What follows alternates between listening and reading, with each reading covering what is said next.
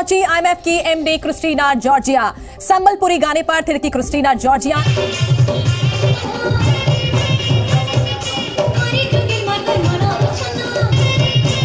पाकिस्तान इस टाइम भूखा नंगा मुल्क है। हर बंदा कहता है ये हमारे पास आया होगा इसी सिचुएशन के लिए आया होगा। एक अरब डॉलर दे दो, एक अरब डॉलर दे दो, एक अरब डॉलर। यार हम कर्जों को वापस देने के लिए कर्जे लेते थे, अब हम कर्जों का सूद लेने के लिए कर्जे लेते हैं। अब इससे नीचे जाने के तो हालात नहीं होंगे। जिस तरह की मेहमान नवाजी भारत ने की है, आज से पहले किसी कंट्री ने नहीं की। और जो पकवान पकाए जा रहे हैं, 500 के करीब डिशेस जो है मेहमानों के सामने रखी जाएंगी। फेस्टिवल को प्रमोट करें। अगर हम पाकिस्तान की बात करें तो काफी टाइम होगा कि यहाँ पर कोई इंटरनेशनल फेस्टिवल नहीं हुआ और ना ही पाकिस्तान में कोई इतनी बड़ी मीटिंग हुई है कि जिसमें पूरी दुनिया के बड़े बड़े लोग आ रहे हो। तो हम तो मेंबर ही नहीं है, जाएंगे कैसे? हम तो G20 और G7 दोनों का पार्ट नहीं है ना। इट्स अ गुड थिंग कि हम पार्टी हैं। देखिए, सबसे ज्यादा तो मुझे लगता है कि हमें इंडिया के साथ भी अपने हालात बेहतर करने की जरूरत है। हम लोगों को जी समिट का मेंबर नहीं है तो कोई इतनी परेशानी की बात नहीं है।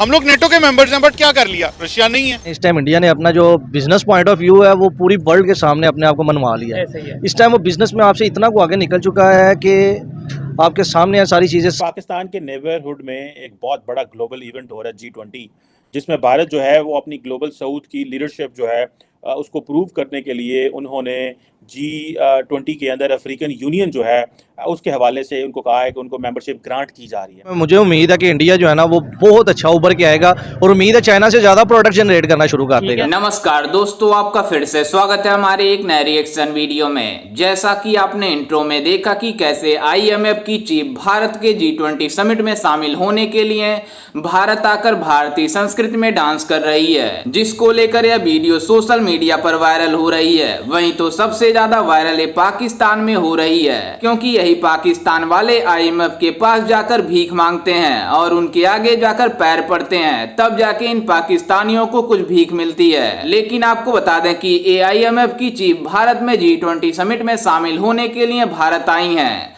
जिसके बाद उन्होंने भारतीय संस्कृति के ऊपर डांस करते हुए बताया कि भारत के साथ इनकी कैसा रिलेशन है। वहीं आपको बता दें कि ये पाकिस्तान वाले किसी के देश के साथ अच्छा संबंध नहीं बनाते हैं, इसलिए इन पाकिस्तानियों की ऐसी हालत हुई है कि इन पाकिस्तान वालों को इन्हीं आईएमएफ चीफ के आगे जाकर पैर पकड़ना पड़ता है। लेकिन ये भारत आकर भारतीय संस्कृति में डांस कर रही है।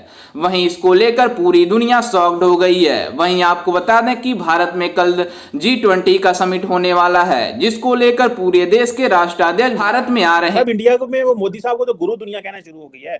वो मैं जैसे शुरू में कहा, उन्होंने कहा जी G20, अब अफ्रीका को ये बावर करा दिया इंडिया ने कि आपको दुनिया के बड़े फोरम में हम लेके आए हैं। डॉक्टर साहब, ये जो चीज है, और आपने वो देखा होगा जैक सेल्वन जो नेशनल सिक्योरिटी एडवाइजर है, उसने कहा कि चाइना स्पॉइलर है। ये बहुत बड़ा इवेंट कल से शुरू हो गया। प्रेसिडेंट बाइडेन भी पहुंच रहे हैं, 4 दिन वहां पे स्टे कर रहे हैं। आप कैसे देखते हैं? मोदी साहब को गुरु का स्टेटस, उनको गुरु उनका ये लकब उनको इसके हक में हो देना चाहिए।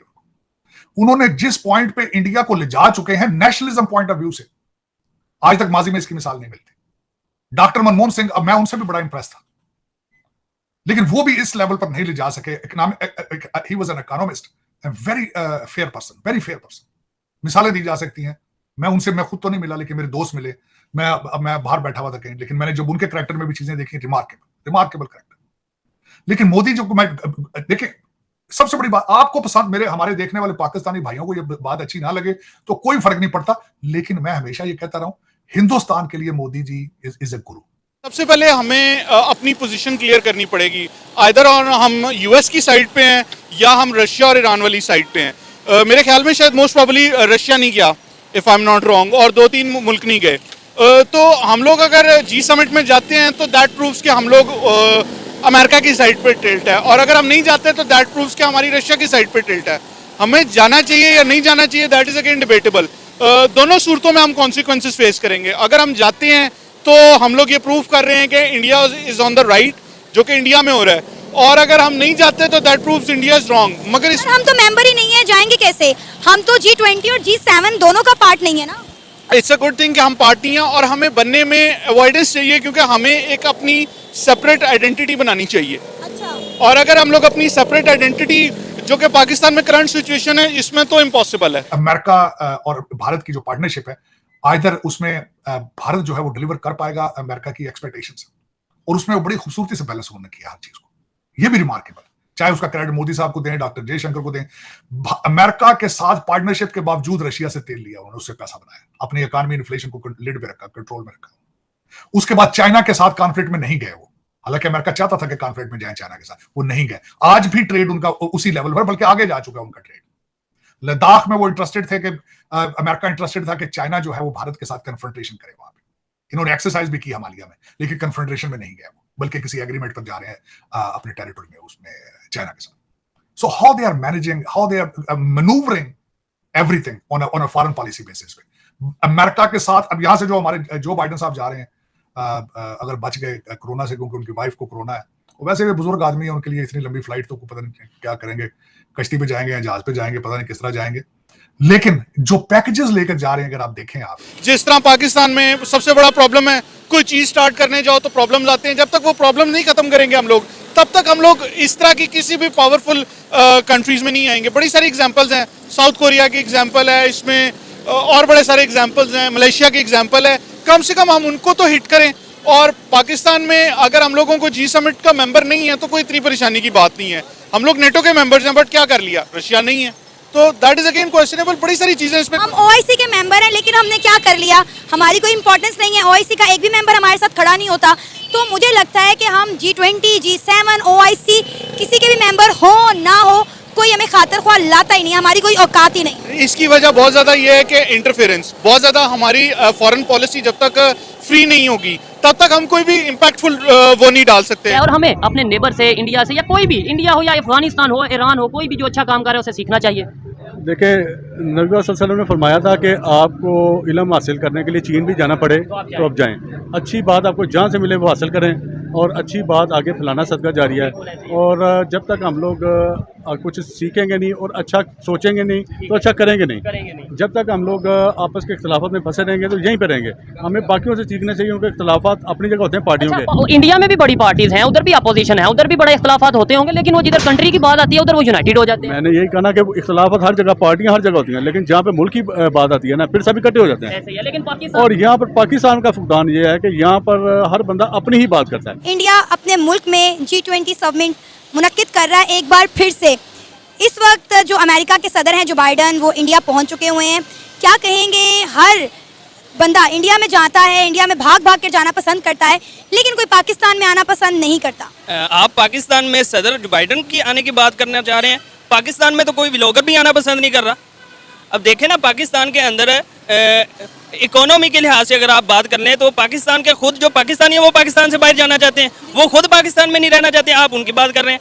इंडिया तो बड़ी ताकत है, बड़ी इकोनॉमी है, दुनिया के अंदर बहुत बड़ी इजारादारी है उनकी, उनका वहाँ आना बनता है, उनका यहाँ आना नहीं बनता। सर, 20 बड़ी इकॉनमीज इंडिया के अंदर जुड़ रही हैं, बहुत बड़ा ये समिट होने वाला है। मतलब आप सोचें कि पाकिस्तान इस ना तो G20 का हिस्सा है और ना ही G7 का। अफसोस होता है कि 20 बड़ी इकॉनमीज इंडिया के अंदर जुड़ के बैठेंगी, मौशियत पे बात होगी, फ्यूचर पे बात होगी, डिफेंस पर बात होगी, एजुकेशन के निज़ाम पर बात होगी, और बहुत सारी मीटिंग्स होने वाली हैं। वो लोग हमसे ट्रेड करना चाहेंगे, आज वो कहते हैं भाई हमें आपकी जरूरत भी नहीं है। ये बात सच है, वो लोग जो कहते हैं, इंडिया वाले कहते हैं हमें कोई जरूरत नहीं, आप करो ना करो। बिल्कुल ऐसे ही है, हमें ज़रूरत है, हमें थोड़ा सा ओपन माइंडेड होकर सोचना चाहिए और उनके साथ ट्रेड के लिए खुद आगे हाथ बढ़ाना चाहिए। ऐसे ही है वो बेहतरी की आने वाले टाइम में 5 साल 10 साल में आपको लगता है कि यूथ में जिस तरीके से हमने तो अपने तौर पे वर्क स्टार्ट किया है अवेयरनेस के लिए कि भाई बताएं कि सबको मिलकर चलना है, चाहे वो कंट्री के अंदर हो या कंट्री के बाहर हो, यूनिटी के साथ चलने की जरूरत है। लेकिन आपको लगता है अवेयरनेस आ सकती है?